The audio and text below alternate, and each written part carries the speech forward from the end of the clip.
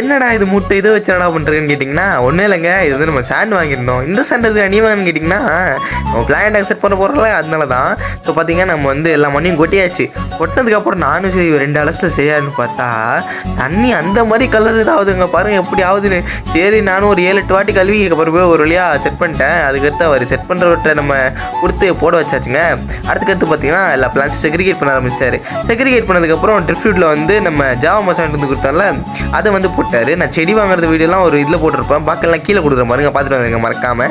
அப்படியே பார்த்தீங்கன்னா நம்ம மேலே சாயிலும் போட்டாச்சுங்க. சாயில் போட்டு இப்போ என்ன பண்ண போகிறோம்னா மேலே ஃபுல்லாக சாயில் வச்சு கவர் பண்ண போகிறோம். அதான் நம்ம ஐடியா பண்ணியிருந்தோம். மண்ணெல்லாம் போட்டு கொஞ்சம் செட் பண்ணதுக்கப்புறம் பார்த்தீங்கன்னா நம்ம செட் பண்ண வச்சாச்சு. செட் பண்ணதுக்கப்புறம் பார்த்தீங்கன்னா சூப்பராக இருக்குது இப்பயே பார்க்குறதுக்காக. இங்கே பாருங்க எவ்வளோ நல்லா இருக்குன்னு.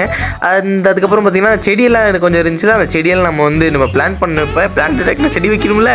ஸோ பிளான் பண்ணதுக்கப்புறம் பார்த்தீங்கன்னா செம்மையாக இருக்குங்க. இது இந்த வீடியோ போட்டு மறக்காமல் கீழே கமெண்ட் பண்ணிடுங்க.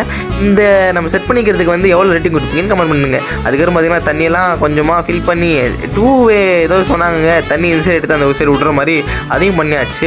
இப்போதைக்கு பார்த்தீங்கன்னா தொட்டி இப்படி தான் சரியாக இருக்குது. இது எப்படி இருக்குது, இது ஒரு ஃபுல் அவுட்கம் வேணும்னா கமெண்ட் பண்ணுங்கள்.